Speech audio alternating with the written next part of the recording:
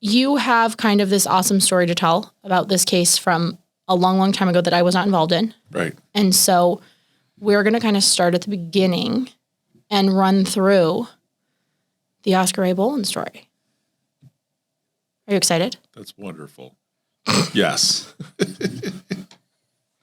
I asked if he was excited, but it was his idea. So I don't know how he could possibly not be excited about this. No, this is Nothing like unpacking trauma to get everybody excited. Exactly. No, this is actually a story that not many people know, but it's very interesting, not only from him personally, but the court case, multiple victims, legal.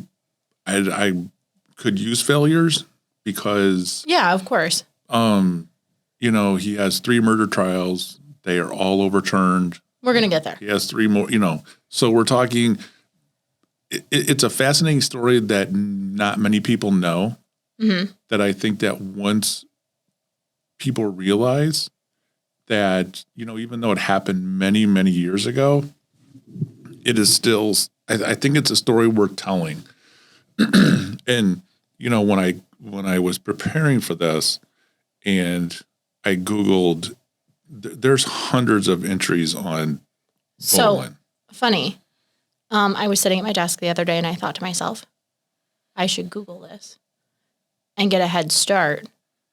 And then decided not to. Right. Because I kind of want to start at the beginning from you. Right. So I guess buckle up because just get into it. Yeah. This is going to be a pretty wild ride. It's going to be a good time. Yes. So let's start at the beginning. You graduate high school, yes? Yes. Where? A little high school, Elmwood High School in Northwest Ohio. And then what? Went to college for 2 years. Really wasn't. There we go. Decided to get it. I wanted to be a probation officer. Why? I It doesn't sound that fun, to be honest. I don't know. It always interested me. Then I went I knew the sheriff of the county that we lived in. Okay. He was very close with my grandfather, asked me if I wanted a job. I said, Why not? heck yeah. Started when I was 3 months before my 21st birthday. Started doing what, though? I worked in a county jail. Okay. And when you think of county jail, you think of all the bells and whistles, all the new technology. Is this more like, what's the show with Barney? Come on. I know what you're talking about. Andy Williams. Yeah. Yes. With like the little 2-cellar? This is a jail that housed 40 people. 40 people. Yes. How many cells? Do you remember? 10 on the first floor, 10 on the second floor. Okay. And there was 2, we called them outside cells. Each held 2. They were isolation cells. Let's not get into why they were outside. They weren't technically outside, but they were outside of The block. This block area. Okay. But we're talking about a jail that was built in 1890. Okay. And we're talking this my involvement with him actually started in 1989. Okay, wait. So you start working at the jail. May of 1987. Okay. So your day-to-day is what? Typical corrections officer, the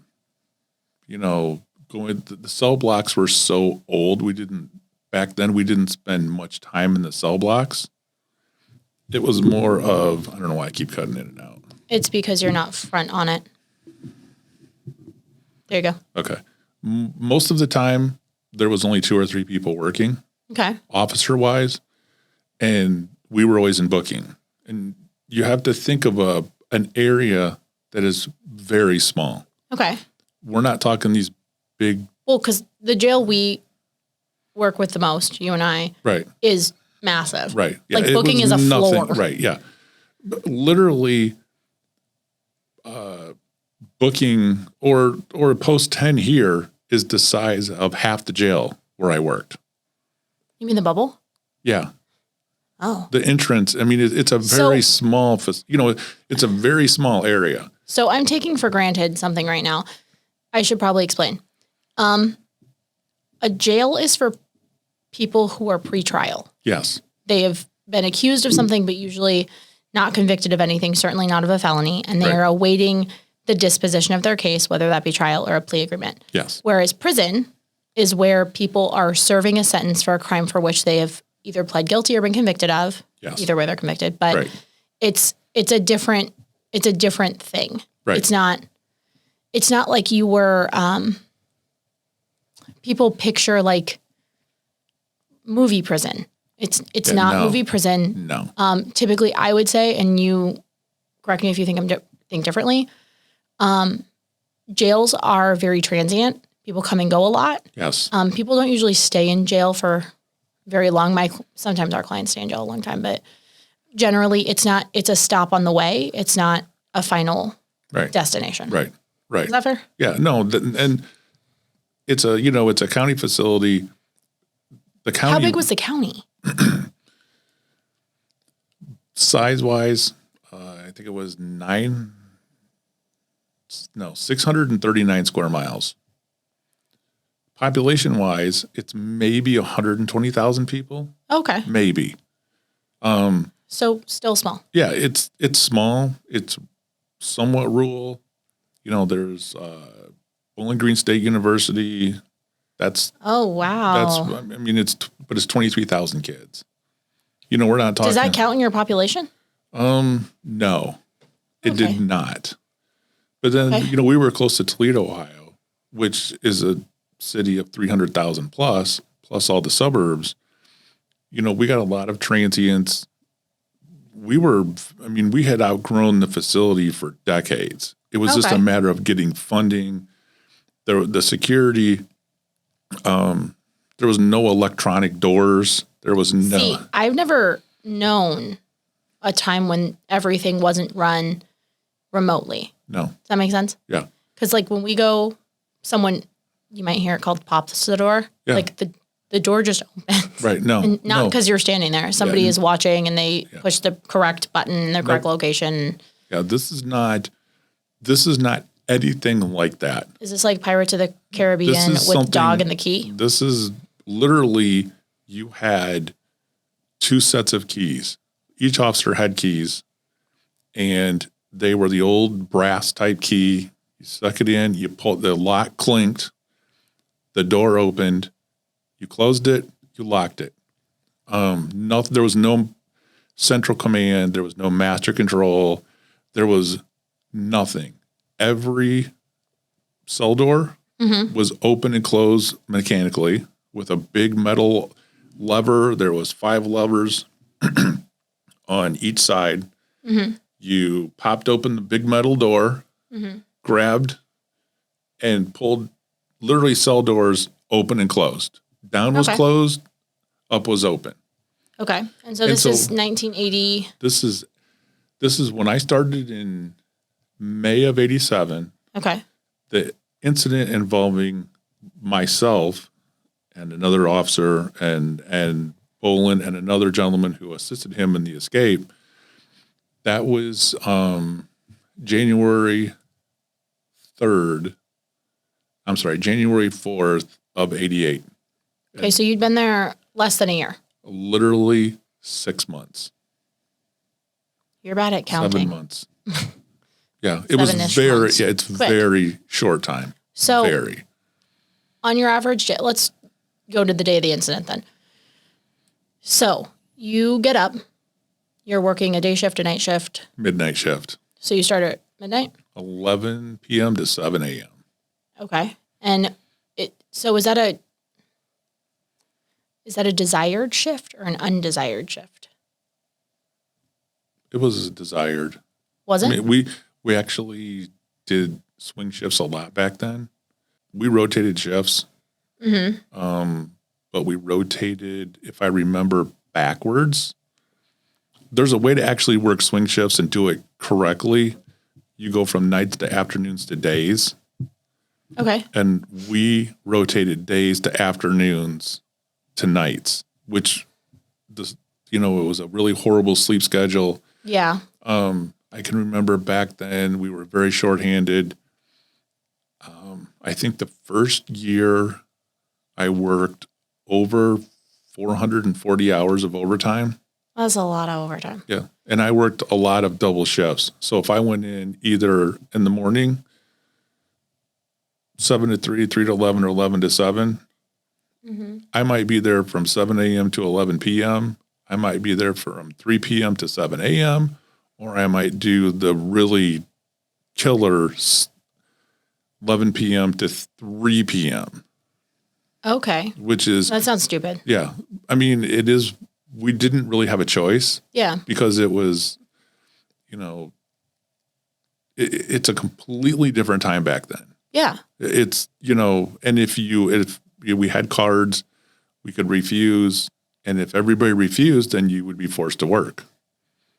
So, and it was an older, a lot of the employees were older and they started hiring myself. I was kind of the first younger generation to start because they knew at some point that they were going to open a new facility. They had been promised, but they didn't know when. So the staffing levels started coming up. They're preparing for. Yeah.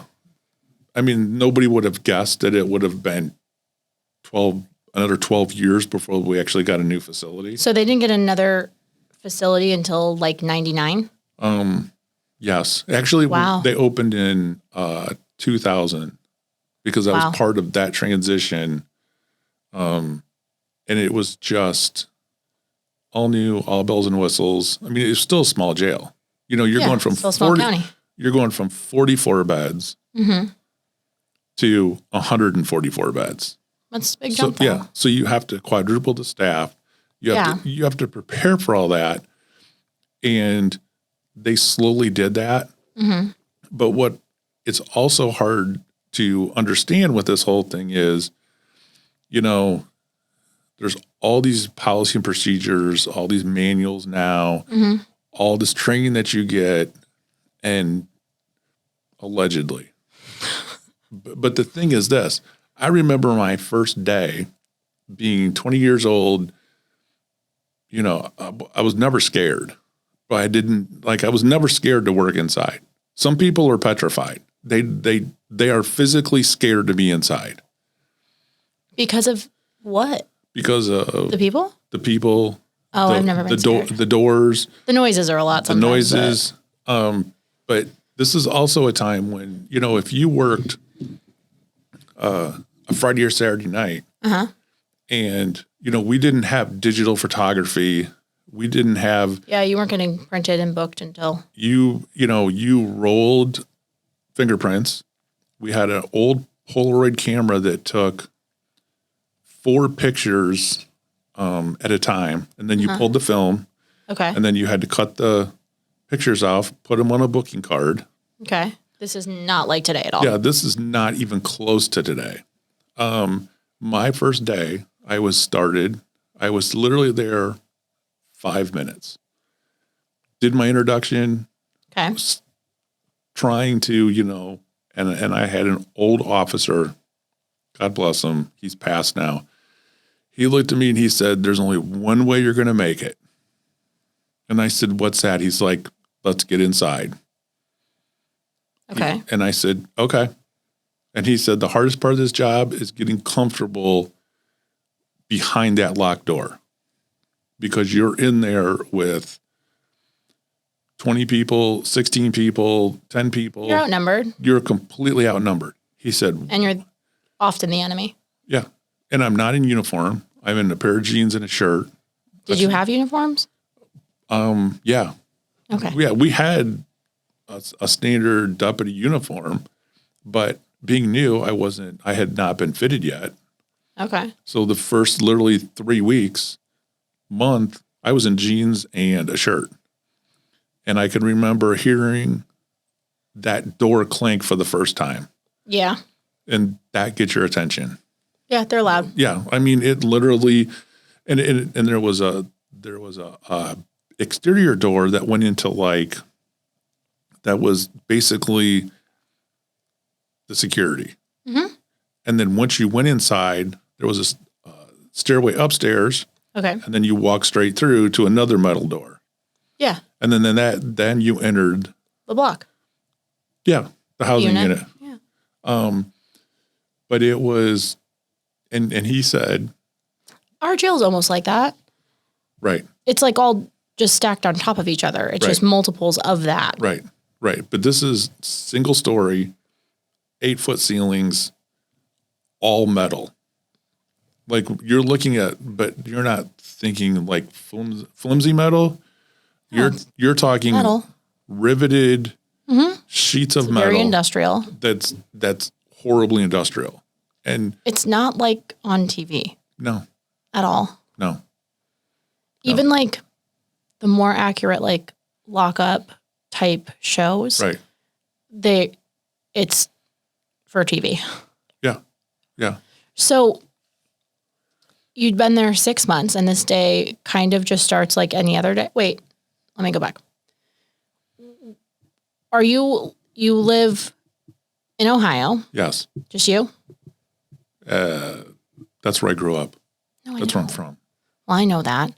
But you've moved out on your own. You're doing your own thing. I'm on my own, doing my own thing. Just you? Yep. Living your fun Living my corrections life. officer bachelor lifestyle? I was in a relationship at the time. Yes. Do you guys all like how Rick avoided my question for 6 different ones? It's okay. I already knew the answer. So you're in a relationship. You're not married though, right? Yes. That's a very long story. It's a very long story. So you're married. And I have a very young child at home. You skip like a very large gap. Yeah. And you're like, oh, it's just me. I'm a corrections officer. How old is your child? 6 months. Okay. 7 months. Okay. And Very so you've young. been married not long. Very short time. Very short time. And she was completely against this job, completely. Okay. So you take the job anyway. I take it because it was stability. Yeah. It's the pay. Yeah. It's the pension. Yeah. It's all that. It's the benefits, the benefit. insurance. Yeah. The medical was like, it's the stability. It's the known. it's knowing that every 2 weeks That check's coming. that check's coming and I could make as much as I wanted to. Because of the overtime. Yeah. I had the ability to, Work as much as you wanted. yeah. And I didn't have a choice. I mean, being younger and seeing some of my peers around me who I'd grown up with, they were still in college. Yeah. I wasn't. Okay. Admittingly, I made not the greatest choices in my growing up at that time. Well, you say that now, but I would have done things a whole lot differently. And I think anybody would once you have 30 years life experience. yeah, hindsight's 20/20. Yes. It always is. Yep. So you're married with a very young child. Take this new job. You're 6 months in. And does this day start like every other day? This day completely starts like any other day. It's Okay, it's January in Ohio. What does that mean? It is. It's January in Las Vegas. It's bitter cold. Well, that's not for me. To the tune of maybe 10 degrees outside, 5 degrees. I remember this night because it was bitter, bitter cold. And I can remember going to work, snow everywhere. It had snowed earlier, but it was really like abnormally cold that night. And when you think about abnormally cold, like when you're in a concrete square full of metal, like it's cold. It's because there was that was one of the issues. There was no air conditioning where I worked. And Great. so it was hot in the summertime and Cold it in was the winter. bitter cold in winter. And they would get meaning the inmates, they would all get extra blankets because there was no way It's too cold. to pump heat into this area.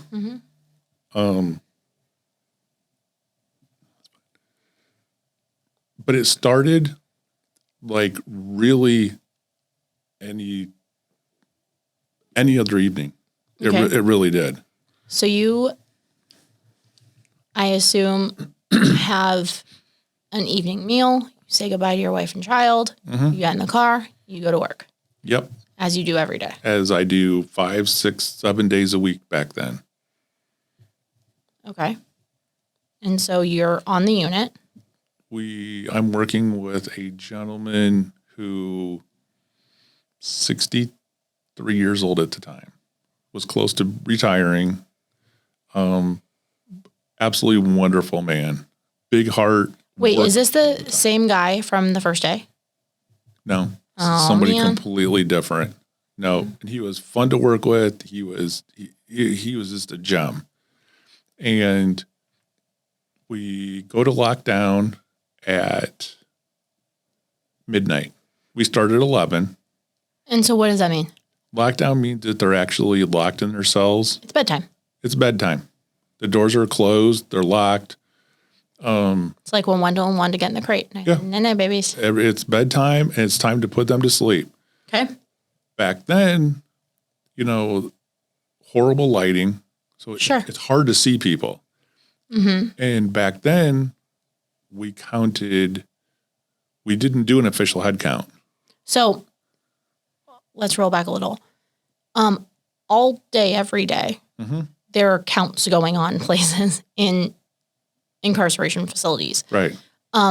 Oftentimes you'll hear like, oh, visiting's over at 11 because counts at 11:30. Right. And that's when staff, officers, whatever, go through and physically lay eyes on people.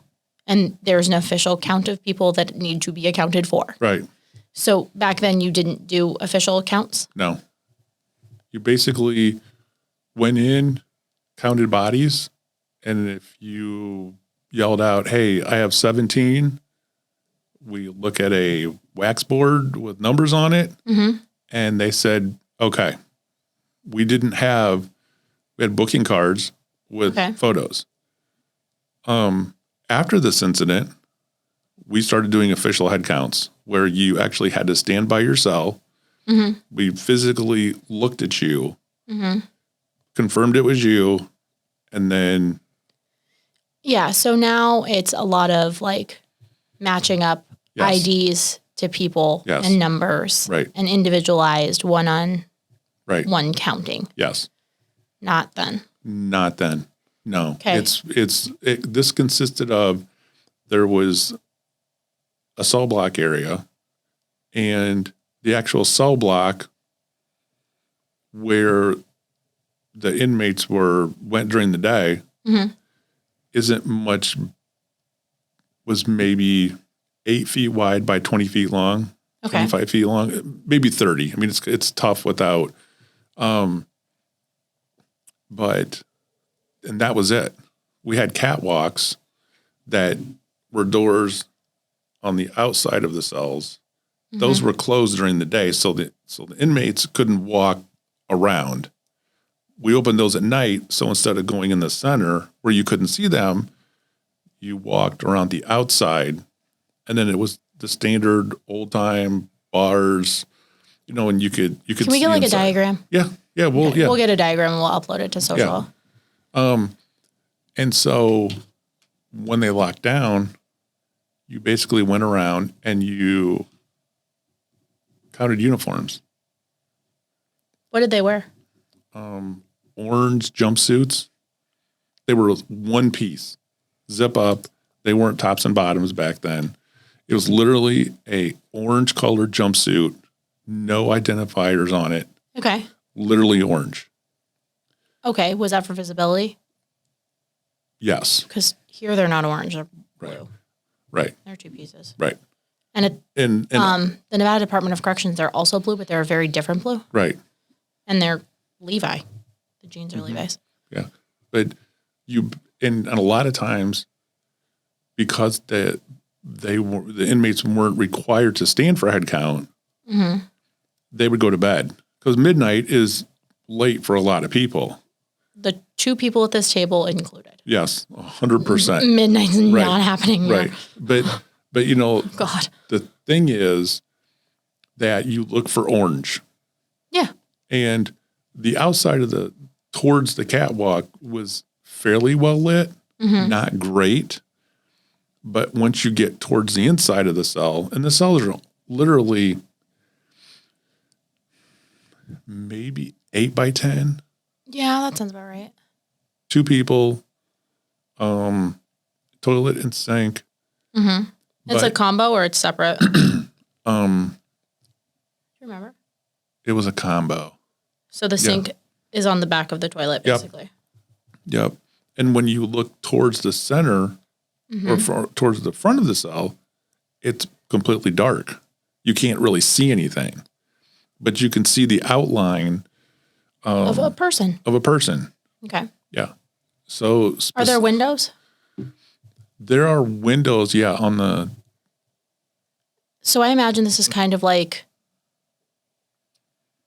a box. yeah. And when you look down on it, there's the outside wall probably has a couple little windows. Yes. And then those enter cells. So the light would be coming from the outside, Yeah. but it's still pretty dark back in the Right. back of that cell. Right. Right. Okay.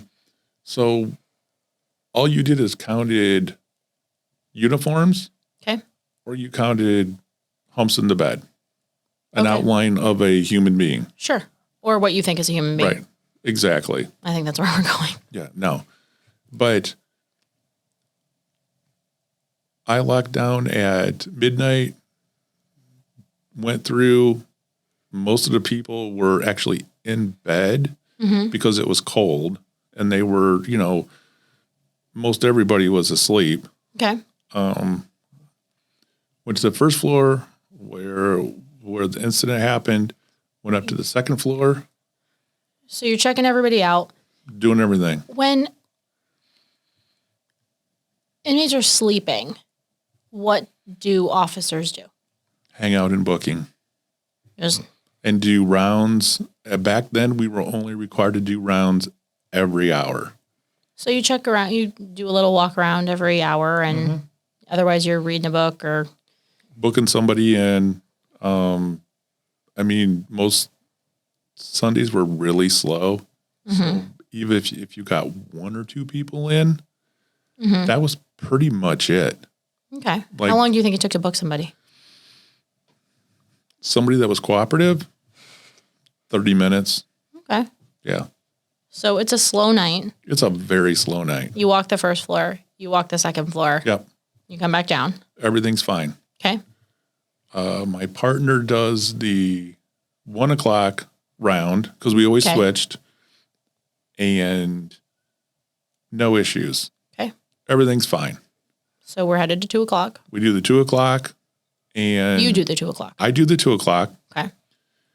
and everything's fine. Okay. There's no issues.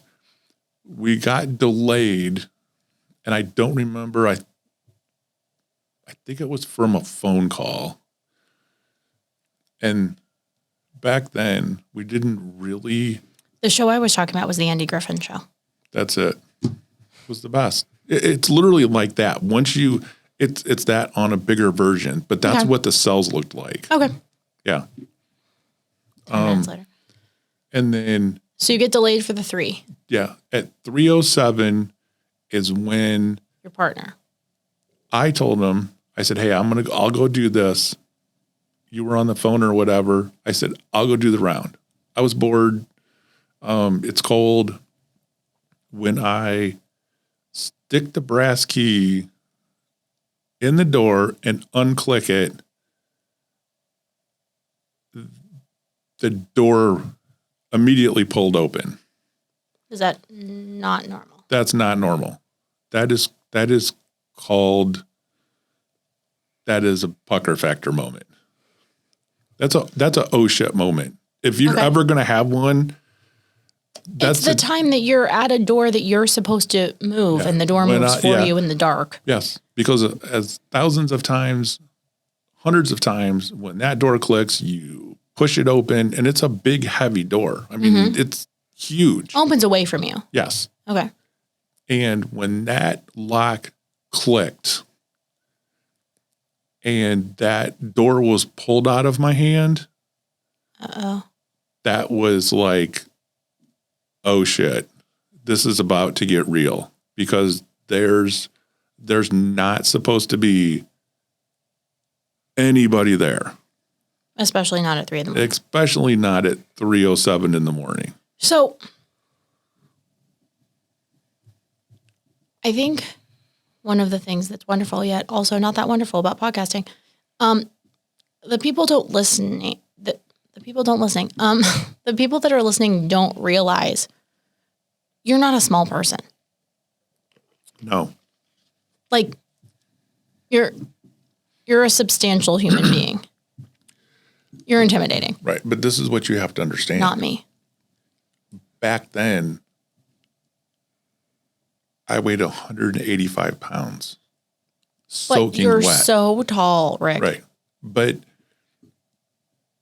and later we found out they actually. We're not talking about what we found out later. We're not there yet. No.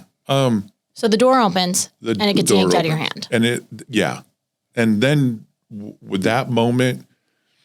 How far away is your partner?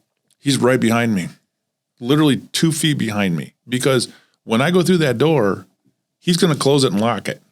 Okay. Okay. So that way. So it's kind of a team effort. Yeah. Because you always have somebody at the door. Mm-hmm. And then if somebody yells for help, or, hey, somebody either is hurting themselves, or the medical episode, whatever. or the cellies are fighting, you can yell, and then someone will hear you. Somebody would not be, it prevents somebody from getting away. out. Right. Yeah. And then they can get on the phone and what have you. Mm-hmm.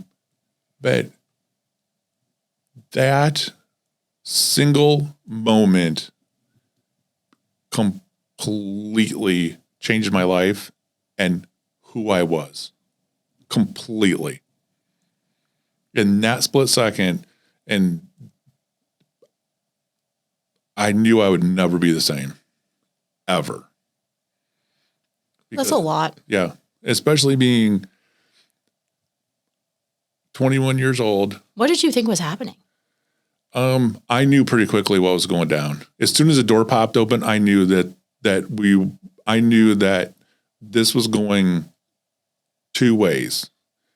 Either we were going to win, or they were going to win and they were going to get out.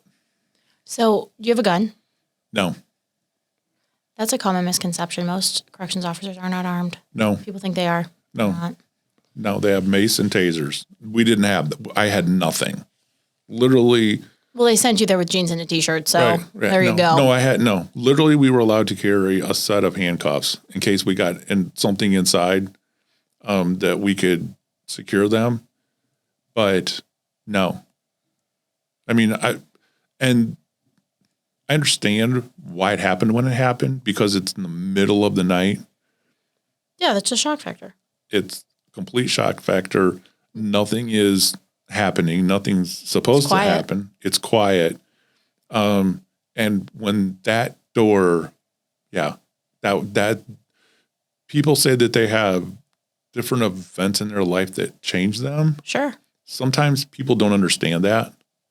But you understood in that moment. I knew in that moment, this was bad. Like this was really bad. Yeah. So the door's open. The door's open. I'm standing there. Bolin, who is the first to come at me, he grabs my shirt. Now, I'm much bigger than he is. He's maybe 5'8", 5'9", 5'10". Okay. And I can remember we kind of turned. Like, I couldn't fight with him in this doorway. Like, I felt like, because it's very close. Like it's I remember turning, and we went about maybe 6 feet, and I spun him around and ended up throwing him in this other metal door. Okay. And we're Fighting. yeah, we're fighting. We're So, like, do you think he was expecting you to be there when he grabbed that door? yeah, they knew. They knew when we were going to do it. No, of course they knew when you were going to check the tier. But if you remember correctly, you had volunteered to do 2 in a row. Yeah, I don't think they didn't know that. You think they were expecting the old guy? I think they were expecting my partner. Yeah, I wholeheartedly think that. Well, they would have been. Yeah. Based on Because, people take for granted that a lot of things in custody are routine, right? Like, the time that the meals are coming. Right. The time that we're going to bed, and so they knew that you had done the 2 o'clock. Yeah, and they expected And they him knew that you to switched. do. Yeah, and they expected him to do the 3 o'clock because that's the way it always was. But Bullet and I were fighting, kind of wrestling back and forth. Can you hear anything? No, So you don't hear your partner, you don't hear another person. The first couple seconds, like I was so worried, like I was so kind of awestruck that it was kind of like it's kind of fight or flight. Well, literally fight or flight. Yeah. But it takes, it takes the body and the mind to process something. Sure. So there's when, and not to get off track, but during my law enforcement career, I taught a lot. But this is after this, right? Yeah, this is after this. And now that I understand, now the way I explain it is this: when something like this, when this happens, there's something called, the acronym is PETA: perceive, evaluate, decide, and act.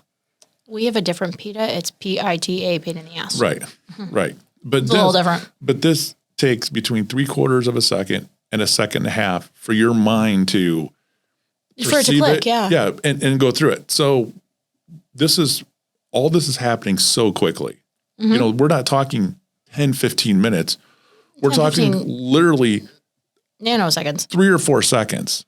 Yeah, but by design. Right. Exactly. But when you're, basically a kid, 21, you think that you know everything and you know absolutely nothing. And when you're put in this type of situation, when this situation presents itself, it's, you can talk all day long what you would do. Sure. You don't know until you get there. But you don't know. It's like it's like I tell people now, that, we're a judgmental society. Hey, I would do this. You know what?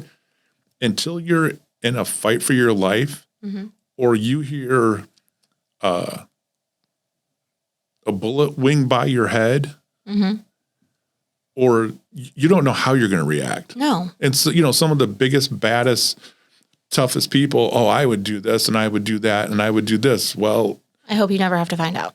I seriously hope that you never have that single defining moment of your life that you're going to find out whether you're going to walk the walk or scour in a corner. But this, what the really disturbing part of this, of many is, as I'm fighting with Bolin, I'm looking over my shoulder because I don't know what's happening behind me. Okay. I can hear Like tussling. And then when, I looked back, I'm kind of doing the back and forth thing, but then I'm hearing, like this blood curdling noise, like, ow, that doesn't do it justice. But I'm hearing like my partner, like begging, he's now saying stop, stop. And it got a whole lot more real because now I have somebody else. Now there's two of us that might lose our lives instead of one. Did you know there was a second? Okay, so you knew Bolin was there. Did you know there was a second inmate? I knew pretty quickly. Yeah, I knew pretty quickly. They had obviously decided one-on-one. Yes. But what is ironic about this whole thing is their setup was backwards. The second guy had a lead pipe. Well, Rick, the second guy was for you. Right. You're bigger. The second You're guy, not 63. Yeah. But literally the second guy, they had put a rowing machine inside the cell block for recreation. What they didn't do was they didn't weld the 1-inch square pipe to the rowing machine. You just pulled it out and then they could set it down and they could move them. They forgot about that when they put the rowing machine in there. Do you think they forget, or do you think that, I don't know. I think it's the time. It's just because nothing ever happened. You know, it's a small facility. I think default, we believe the best in people also. Yeah, you always want to believe that everything is fine. And then when you see this 3-foot-inch square lead pipe that the second inmate's holding, and he's taking it, and he's literally jabbing the other officer. That's horrifying. And he's not hitting him, so to speak. No, he's stabbing him. He's literally trying to stab him with this great big heavy pipe.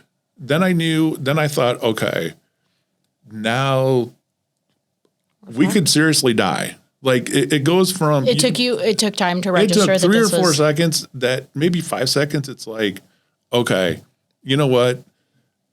I may not go home. And this is turned into this is into a whole new level. Yeah. And so Bull and I are fighting. I throw him into this change out room, and I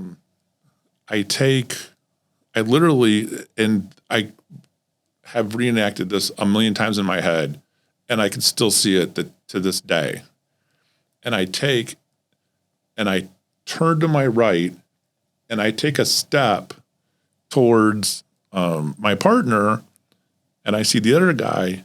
He's jabbing my partner.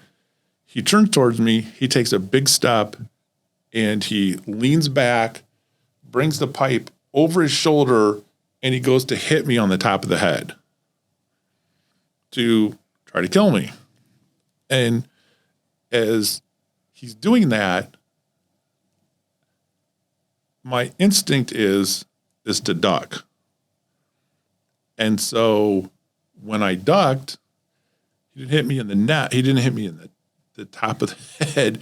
He hit you in the back of the neck. He hit me in the neck and like right next to my spine. Yeah. And I'm like, okay. At that point, is Bolin secure at this point? Like, no, okay. He's still in the change out, the small room where we change people out from their street clothes. And we have a work release program. Okay. But they're in. Most jails don't. Right. This is a work release. They occupied like part of the second floor. It was kind of, this jail was sold that's where the sheriff used to live back in the day. They had a kitchen where and then another set of stairs. There was 3 rooms and a bathroom and a shower, and like a little apartment. Yeah. Okay. Yeah, that would be similar. But then the work release inmates heard the commotion. And when they heard the commotion, Bolin said, "Take me back to my cell." The other gentleman is like, "Okay, it's done. We're finished." So I think one of the things that sticks with me right now is, and you know, because you do the kind of work that I do. I think people would assume that those work release inmates wouldn't have helped you.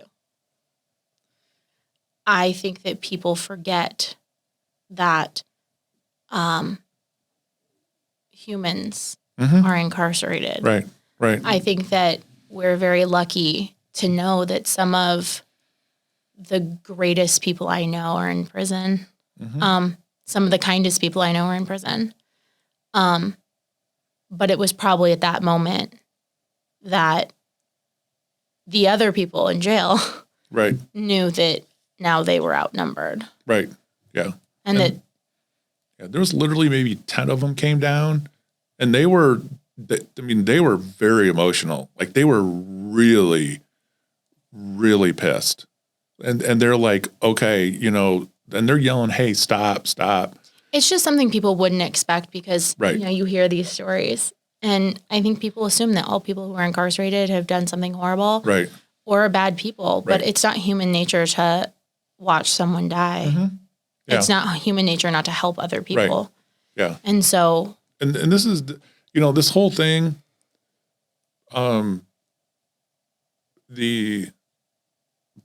both the guys stop, okay?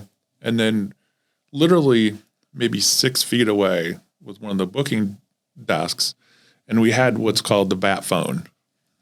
And it was a direct line to our communication center. In case anything ever happened, we didn't have to dial. I mean, Yeah, you just pick it up. This is pre-911, okay? You had to dial 7 digits, the outside line in 7 digits to get to the it's the communication equivalent center. of a panic button. Yeah, it's literally, we called it the bat phone, but it was literally a panic button. And I can remember picking up the panic button, and it's dead. There's nothing. I'm hitting the receiver to try to get it out of tone. Nothing. This phone is dead. I'm like, holy. I go to the phone, and I'm like, I get a hold of our communication center. I said, hey, there's been an attempted jail escape. Nobody got out. We need help. Like, send whoever. Someone. Right. Anyone. And because we were in the city of Bowling Green, which is 20,000 people, they had their own police department. Yeah. Literally, people were there within. So we got to go back a little bit. Okay. At this point, the work release inmates come down the stairs from like this apartment area. Yeah. And the fighting breaks up. Bolin and the other guy It's done. go to their cell. Yeah. Not immediately. They're just No. standing around. They're just basically standing there, and then they both turned around and were just like looking, like they knew the Where's gig your was partner? over.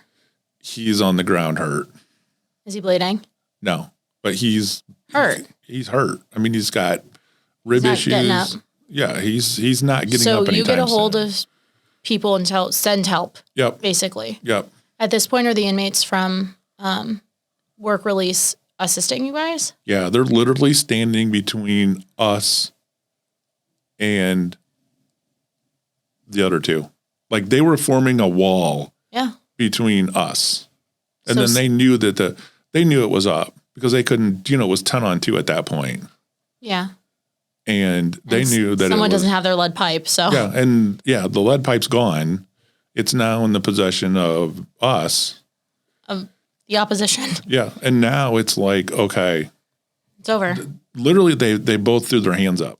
Just take me back, take me back, take me back. So your partner's on the floor, Mm-hmm. and who arrives?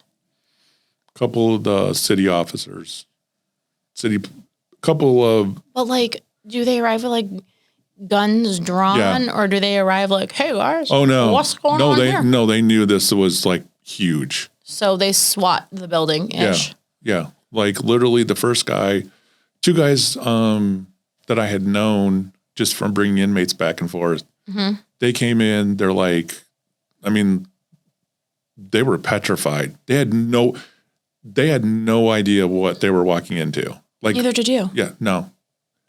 And then once we told them, I'm like, hey, this is what this is what happened. And my partner is now sitting in a chair. We got him off the floor. He's sitting in a chair. And I said, we have to get them put away. Meaning we have to get him inside. So I remember grabbing the keys. 2 of the city officers went in with me. We locked them down. And then it was within, I don't know, there was so many people there within 2 or 3 minutes. And then our units, being a sheriff's office, we didn't patrol the city. So all of our units were a ways away. Yeah. They end up showing up, and then my partner got transported. I couldn't leave until somebody Came to relieve you. came to relieve me. We got relief staff in, and then I ended up going to the ER, had x-rays. I was okay. My partner was hospitalized one day for observation. And then literally this happened Sunday night. I know it was a Sunday night. Monday morning, and I was back to work Tuesday afternoon at 3:00. Like nothing ever happened. Okay, we have to pause. That is the rickest thing I've ever heard in my life. I didn't have a choice. Like they didn't say, "Hey." If you did, you would have Guess still what? been back at work, Rick. Anybody who knows you knows that. So, does your partner ever come back to work? Yes. He's hospitalized. He's off, I think 5 days, 6 days, a Well- week. Yeah. Yeah. I think he was off about a week. He's off a reasonable amount of time for someone who just Yeah. got their life rocked in a jail escape. Yeah. Oh, more than a day. No. Yeah, seriously. I think it was, I might have been off 2 days. But I There's literally, no way you were off 2 days, Rick. yeah, but literally I was literally back to work for the afternoon shift. So, And like nothing ever happened. like literally, like people, some of my peers were like, "Are you okay?" Yeah. I mean, they were pretty shaken up because it could have happened to them. Yeah, it could happen to anybody there. How'd the door get open? How'd the cell door get open? This is the ironic thing that they were hiding in one of the showers, and I didn't see them. They've been hiding there since 11, at least. They, outside of the cell block, the big metal door that opened it, when you go out, you could go down 5 stairs, and there was a bathroom underneath the staircase, which was really, I've never seen it. Like, nobody ever used it, but it was always unlocked, and it couldn't be locked, which was really odd to me. And it's something that we never checked. Like, it was never part of anything. Routine makes people take things for granted. Yeah, horribly. And so when I did my 1:00 round, when I did one of my rounds, the phone rang, and that pulled my partner away from the door. And when the door rang, or when the phone rang, and he pulled away from the door, they snuck down and got in the bathroom. How though? Because wasn't their cell locked? Shouldn't their cell have been locked? Their cell was locked, but when they were locked down, what we haven't talked about yet is they were hoarding uniforms, and they were hoarding toiletries, and they were hoarding towels. This is like an Alcatraz situation. Literally, yeah. So, and what they, easily Googleable, but in the Alcatraz escape, they had built basically fake bodies and put them in bed so that they were not detected during count. And then they dug out with small pieces of metal and rolled out and have never been seen again. And when it's cold and they had multiple blankets, and they had been planning this for probably a month, I think, because they literally had a month worth of towels, blankets, uniforms. Make body. To make 2 bodies. And they knew that there wasn't, like, we didn't ask them if you're present. They knew the routine. People, they knew, there's an old adage, the inmates know more than the guards. And that's Every time. and that's 100%. And I hate to tell you all this. The inmates know more than the guards, and their attorneys know more than the inmates. Right. But Always. But for operations, they know. Like Yeah. they have 24/7 to study everybody. Yeah, they have nothing but time. And that's like I just said to you earlier. The first thing I thought was, oh, they knew that the 63-year-old was supposed to be the And you know 3 what? a.m.er. And that's actually a great point because I never really thought of it that way. They must have thought that he was going to be the first one in the door, Yeah, it's very possible. which is probably why the backup had the pipe for the bigger officer. Yeah. And you know, and through everything, the hardest thing for me is I'm the one that missed him the first time. But not to therapist you. That's human. That's a whole other podcast. But that's not your fault. Like, No, but being young and naive, I mean, I really bore a lot of that for ever. a long time. Yeah. Because, you know, they always say, what, time heals all wounds. Kind of. However, you know, and I didn't really have a support mechanism because it was like, you know, I almost get killed. Yeah. And It's not like the military where there's, you know, a brotherhood. right. Sounds like you're kind of on your own. Yeah. I mean, you know, there is, but it doesn't really exist in a correction setting. No. You know, I kind of noticed that. yeah, you work on the streets. There's kind of this, Mm-hmm. it's a whole different game. And that's kind of what it is. But there was never, I mean, nobody ever asked me, hey, are you okay? It was just kind of, okay, it happened. You survived. Your partner survived. And now we deal with it. And We move on. we're going to move on. Yeah, it's different. Things are different now, obviously. And I'm sure when you came back on Tuesday, there were a lot of institutional changes that. Amazingly.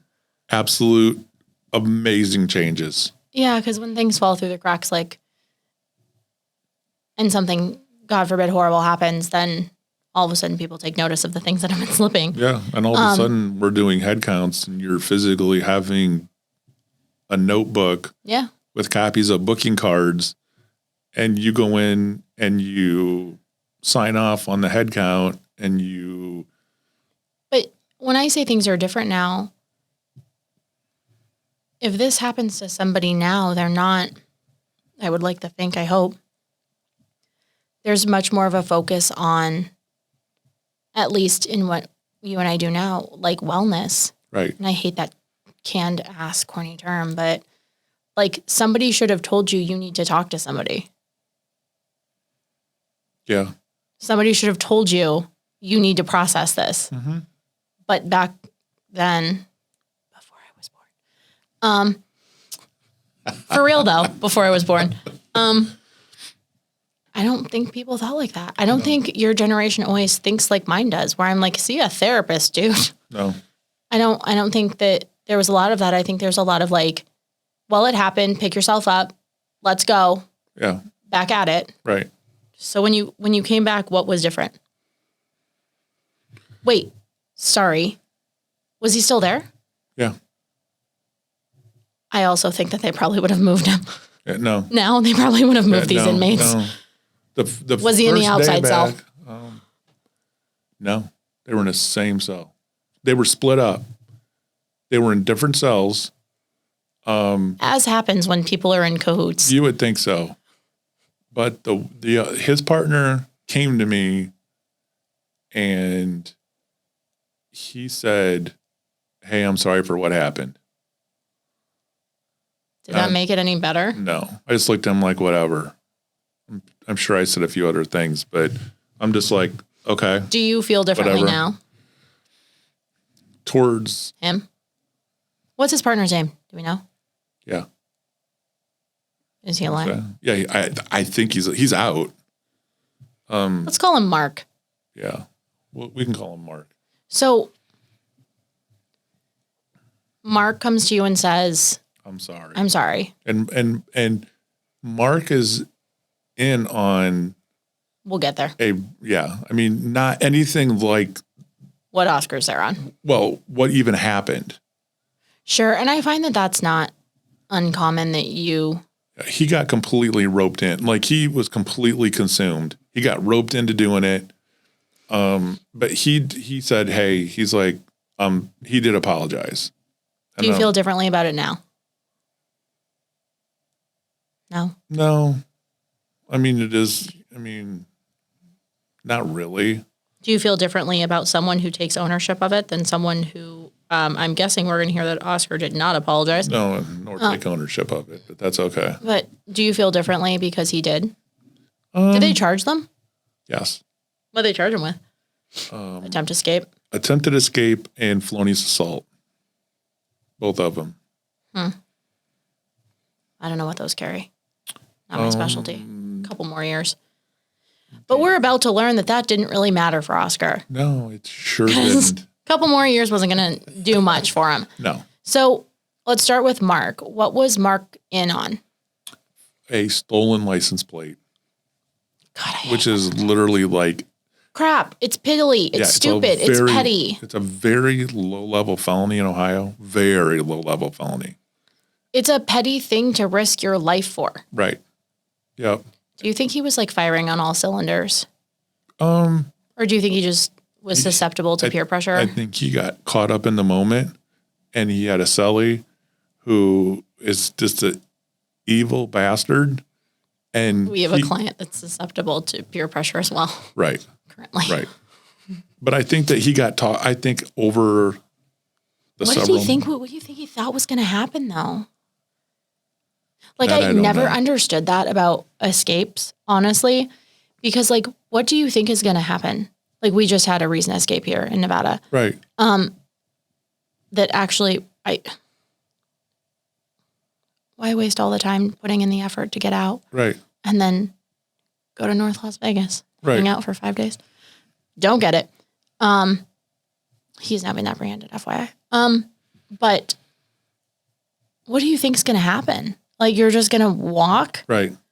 I just don't always get the thought process. Like, recently, I don't remember where that person escaped from. Was it South Carolina where they escaped with the officer?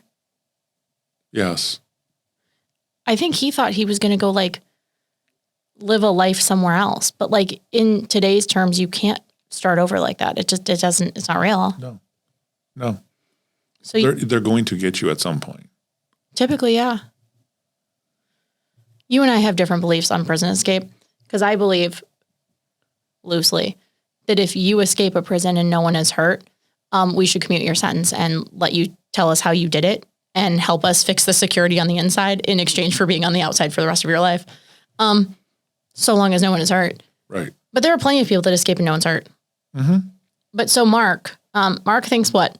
Mark thinks he's going to walk out the front door in Bowling Green, Ohio and be like, what up, guys? Right. Like, where are you going? What are you doing? Exactly. You're not going very far. Is it like, so here, the jail is in the middle of downtown, like right there. Right. It's actually in the resort corridor. Our prisons are far.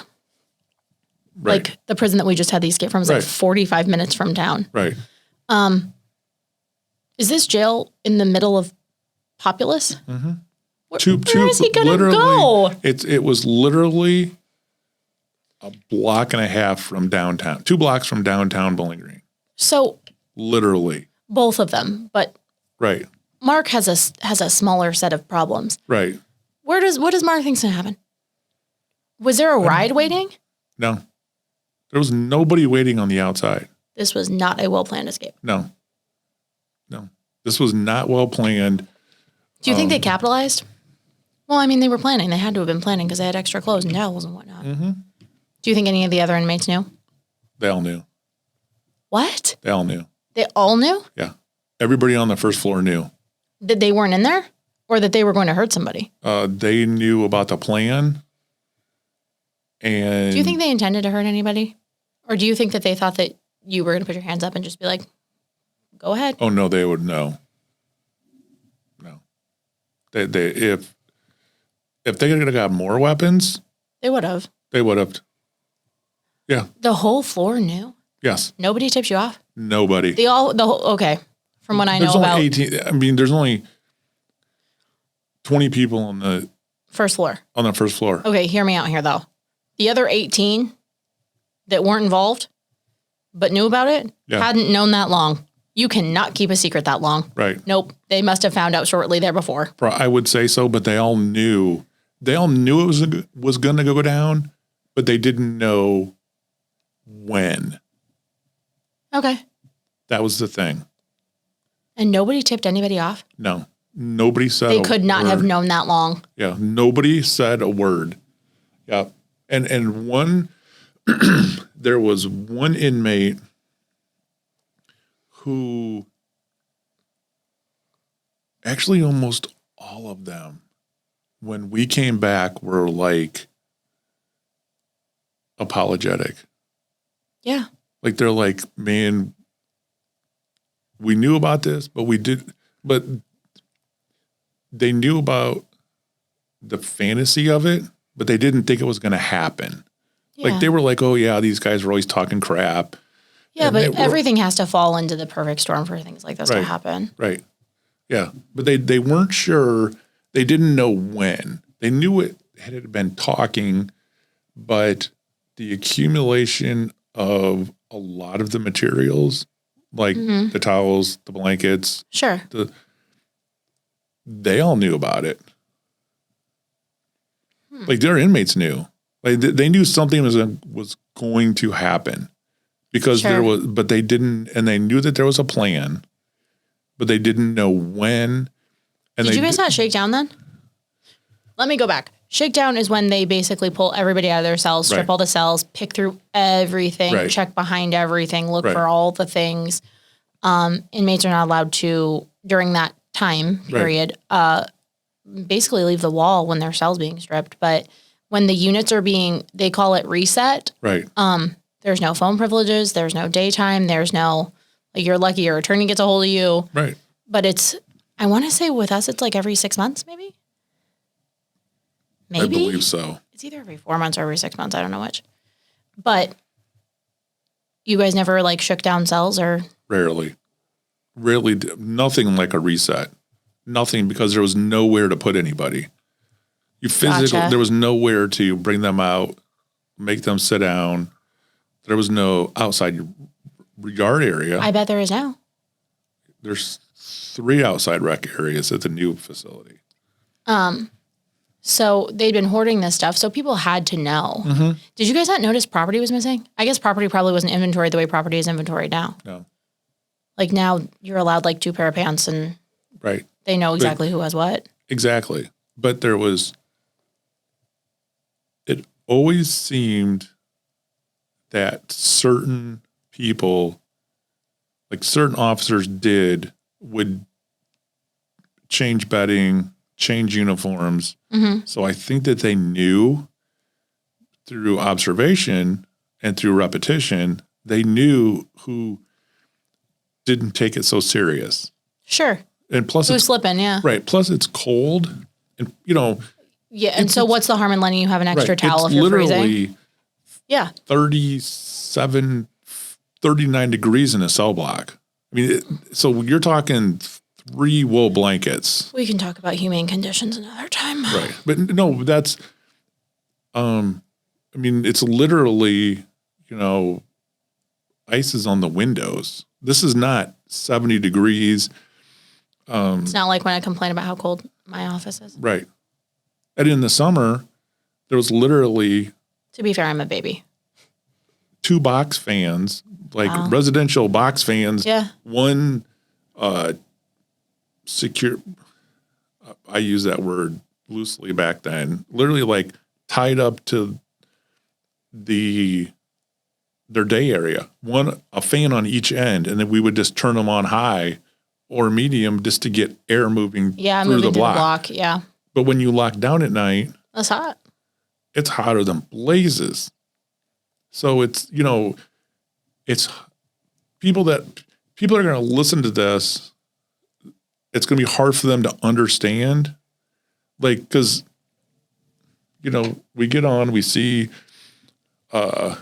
lock up, we see 60 days in, we see these, these facilities, but it's not like that. Even though some of these places that are shown are just deplorable conditions, it's not like, there's no modern technology in this building besides a phone. Okay. That's it. This is way before the age of computers and. Oh, Lord, yes. This is the age of typewriters. Cute. Yeah. And Polaroid pictures. Polaroid booking photos. Now we just Literally. call and we get a fax. Just a picture. It's amazing. Yeah. Yeah, this is way before 911. This is, look, this would have never, Things like this still happen, but it's not quite like right. this anymore. Oh, yeah. Exactly. Yeah. So, you go home, beat to hell. Your wife, who was real keen on the job, I bet she was happy about it. Yeah. Yep. Yep. Do you think about quitting? I did for a second, but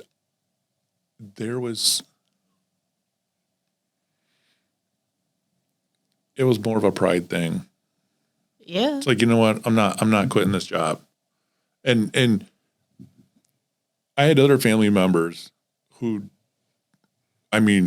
begged me to quit. I'm sure.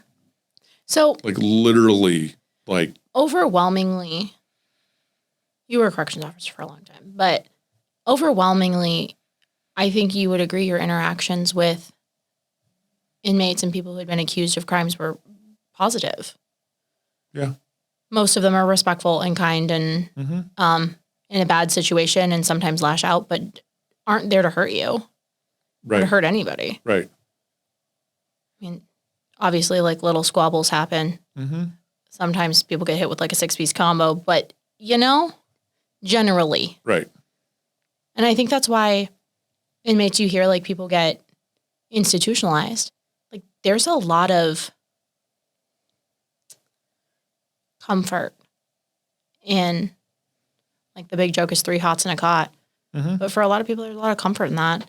People who grew up in chaos, like the idea that you know when your next meal is coming and you know where it's coming from and that you will have a blanket and that like there's comfort in that. Mm-hmm. And that's how people end up comfortable, incarcerated. Yeah. So Mark is in on a stolen license plate. What a dumbass. Yep. Hey, Mark, if you're listening, I'd love to have you on. Give me a call. Phone line's in the bio.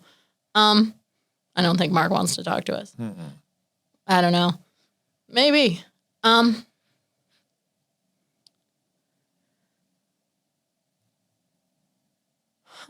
So work release inmates, huh? Bet they didn't account for that.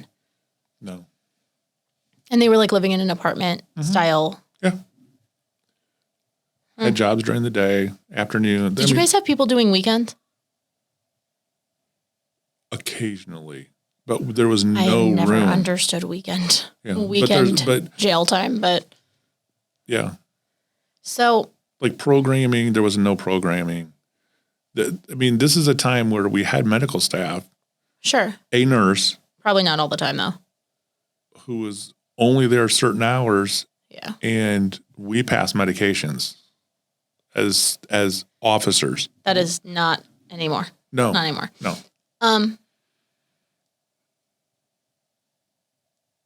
Yeah, that's a lot different than now. It's completely night and day. Like it's not even. Would you want to work?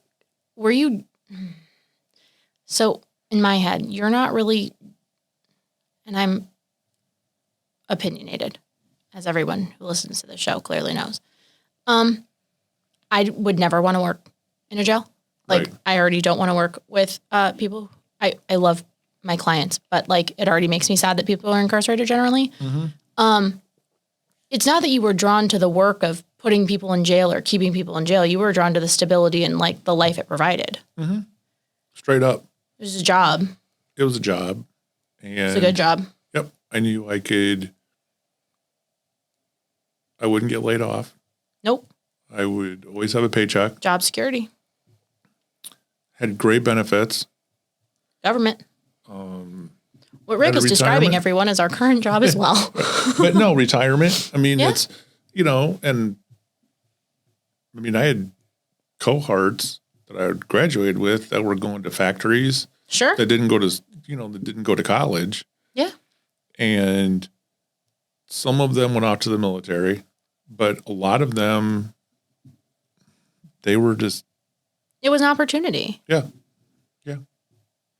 It was, because I saw a lot of my friends struggling, and Nobody wants to struggle with a new wife and a baby. no, not. So your daughter always.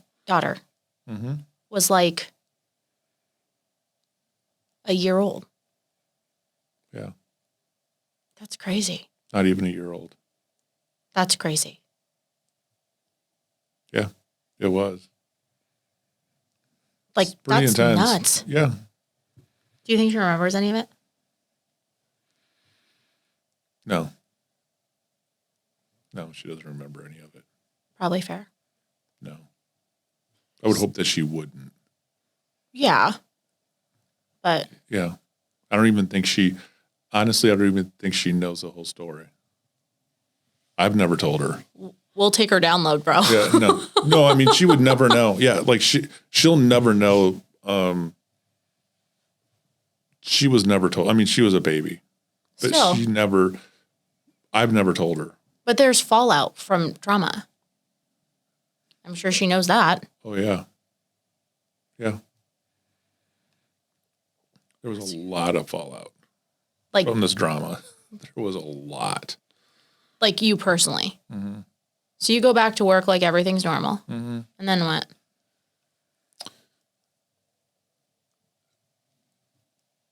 For everybody who's waiting with bated breath, we're going to get into Oscar in just a minute. No, I promise. Personally or professionally?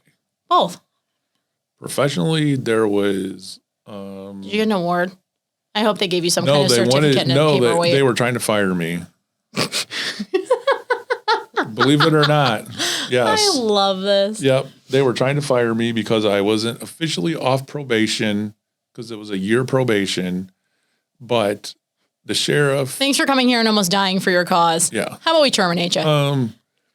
But that didn't happen. The sheriff who I knew my family very well, he's like, that's not going to happen because if we fire him, he's going to Sue the shit out of us. sue the pants off of us because of A, B, and C. And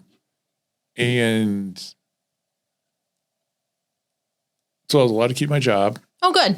Yes. Congrats. Yes. You can go back to the scene of the crime. Go back to Literally. every day for several years. Mm-hmm. And then, yeah, How long did you stay in Bowling Green? it's what do you? Like, how long did you continue to live there? You don't live there now, so No, I stayed. No, my life moved on and my career moved on, and it was. I mean, life professionally, everything was okay. Mm-hmm. Like after the whole drama, it was kind of, it was interesting because, and I have to go back. The new facility opened in. 2000. I got that wrong because I'm trying to think back. No, the new facility opened in 1990 because they were hiring staff, getting ready. They were like, after this happened, they kind of knew they needed a new facility. Mm-hmm. And so that kind of pushed it. And there's no such thing as workman's comp, I take it. Like, Well, there was. Like, my ER visit was covered under workman's comp. oh, good. My aftercare was not. The remainder of your life of trauma? No, Yes, was not so much. Not covered. But it was kind of ironic. This is the ironic thing. So all this stuff happens. Okay. Mm-hmm. But yet 2 years later, I'm training new officers. Like literally a supervisor. This is all good things. Yeah, no, I mean, it's, so I didn't, I mean, I'm sure that people talked, but it didn't get back to me. Like talked about, I mean, it's kind of human nature. Yeah, sure. But nothing really bad ever got back to me. Like crazy bad. But personally, my life was in complete shambles. It was deteriorating very rapidly and very quickly. Because of this? Yes. Why? Because I didn't get help, wasn't offered help. Fair. When you know better, you do better. Yeah. There was so much pressure for me to leave. But not from your family. Yeah. But not Yeah, from there was your a lot of insular family. Yeah. And then Your wife wanted you to leave? yeah, straight up. And then I'm sure. while it's not easy to say, Sure. or I'm not proud of about 5 years of my life. That's fair. Like, yeah, like I was what they term PTSD now. Yeah. I had horribly. Yeah. Yeah. And I was just I turned into a complete jerk. That is so hard obviously for your family and for everybody who went through it. That is so hard for me to imagine. No, I was a complete jerk. To everyone. I'm talking work was in my mind, my work was my safe place in a weird way. Okay. But I get that. yeah, that was, but when to my family, I mean, I did and said horrible things to not the person that I was, married to, my parents. I drank, like I turned to booze. I turned to hanging out at bars. I turned to bar fighting. I turned to no, I mean, it was. So I'm shocked because No, it's. you and I have worked together for a couple years. And if you can believe this, my family loves this part. Rick's in charge of making sure I don't hurt myself or others, basically. Yes. And I've only ever known you like, do you need to stop for chopstick? Should we get barbecue? Mm-hmm. Like, everything's fine. It's fine. It's fine. No one's ever going to do anything wrong. Like, it's okay. No one's going to hurt you. It's fine. It's fine. Mm-hmm. It's fine.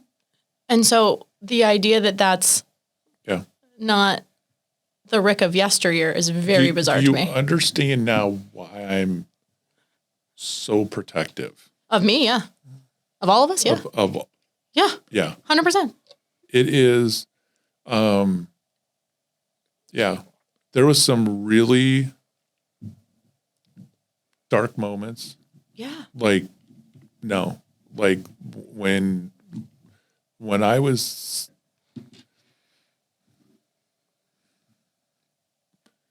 there was,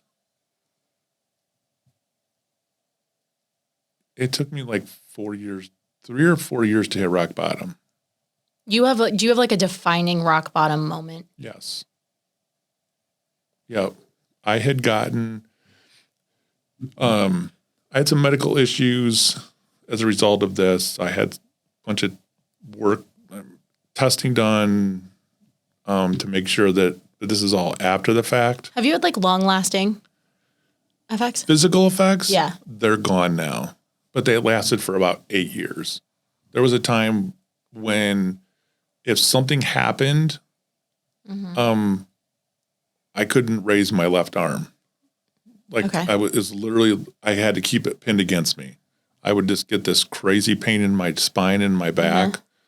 And then that was the biggest thing. I had some testing done on my spine. They didn't find anything. And that kind of went away, but it took probably 7-8 years and it was random.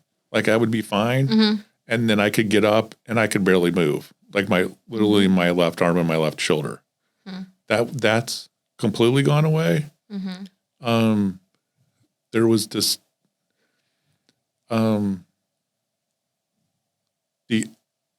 I knew something was wrong. Physically or emotionally? Mentally? Like I knew something was wrong with me, but I couldn't figure it out because it was so out of character. And I knew, like, I just knew I wasn't right. Like I was completely alienated from everybody. I was working, and if I wasn't working, quite frankly, I was drinking. Fair. Like that was my life. And then when we split up, How many years later was that? just a couple, it was pretty quickly. And it was me. I mean, she didn't want it, but I was such a jerk. And I just thought I could deal with this. And then it was like, and people were trying to tell me one thing, like, oh, you should do this or you should do that. I didn't want any part of that.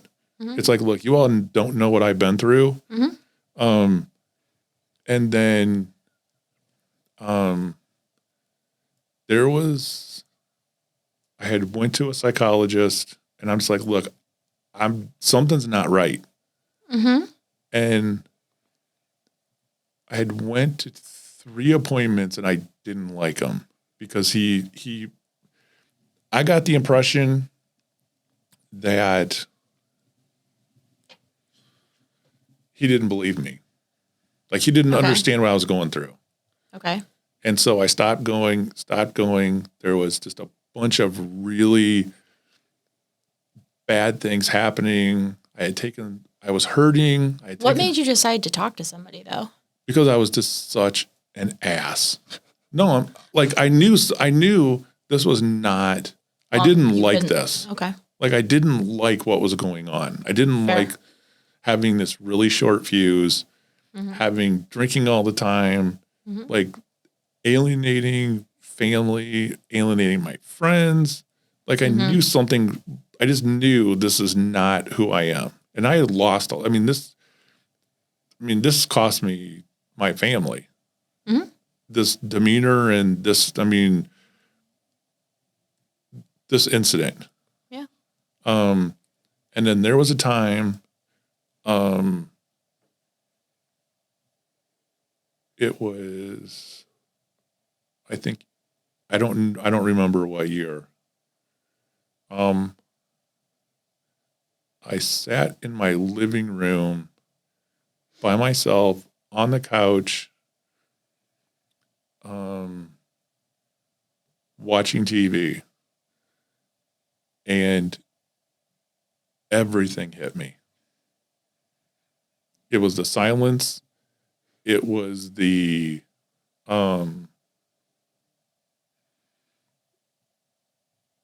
several years of just like doing this, like living this crazy life. And I don't mean like committing crimes and stuff like that. It was just this up and down nonsense of being just pissed off all the time at everybody. It's exhausting to be angry. Yeah. Yeah. And yeah, there was alcohol involved, and I was feeling sorry for myself. I wasn't talking to my parents. Like, my personal life was completely in shambles, and I'm just sitting there crying, just literally sobbing like I've never sobbed. And I'm just like, you know what? It's done and over with. And I'm like, walked to my bedroom, came out, set my 9mm on the couch and said, well, nobody really cares anymore, and maybe you're just better off dead, and blah, blah, blah. And I'm drank some more, and I'm sitting there going, if I do this right, it's not going to hurt. Nobody's going to find me. And then I looked over, saw a picture of my daughter, and I'm like, you can't do this. This is no way to do it. This is no way to live. Yeah. And I started seeing this awesome forensic psychologist who was freaking, he specialized in police trauma. Yeah.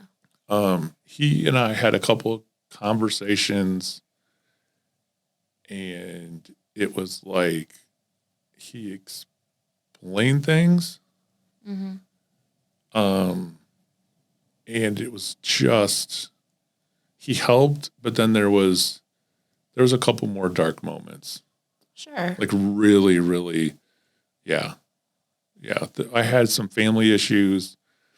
I don't,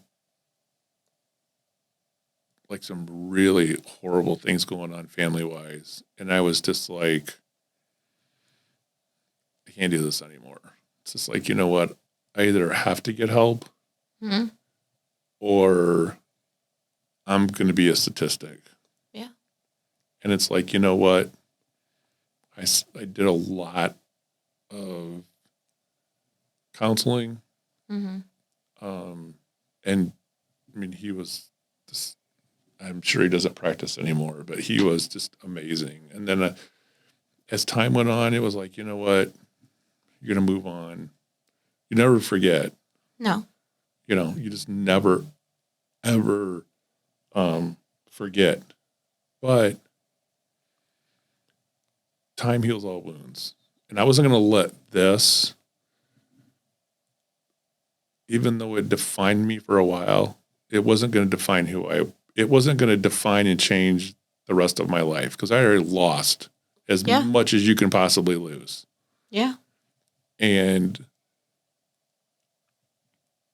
I just told myself, you know what? I'm not doing this. I'm gonna make the best of this. This is my career. This is what I want to do. And I'm not going to go back personally to that place anymore. It's not going to happen. And so, 30-something years later, here we are, and this mess. This mess. Yeah. It's a lot. Do you wish you'd gotten help sooner? Yeah. Do you think things would be different had you? Yeah. My life would have been completely different. Do you wish it was, though? No. No. I mean, everything happens, things happen for a reason.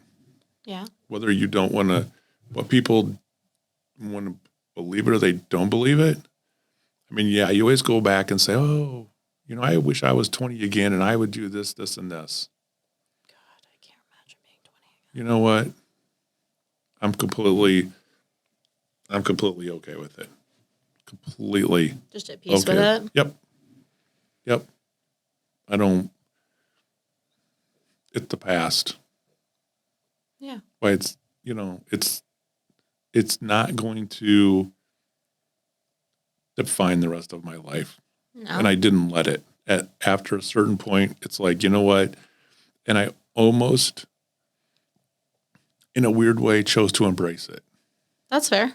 I mean, because, sitting here talking about it for several hours at a time. yeah, So, but there's a lot to learn from it, right? Like, yeah, yeah. It's I mean, it's a story that people go.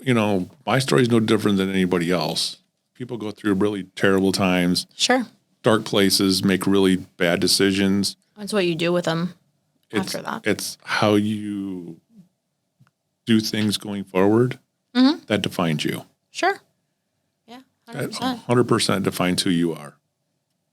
And It's ironic in a lot of ways that you say that, considering what we do and how I know that you feel about some of our clients, and we are all better and we're all different than that thing. It's how you respond right, to that shapes the way your life continues. And a lot of that is choice making. right. Yeah. I mean, if you would have told me 25 years ago that I do what I do now, I told you are crazy as a day is long. But it's nuts. yeah, It's been a ride. it's been a roller coaster. But now, thank God we've gotten off and we're moving on to Oscar Ray Bola? other things.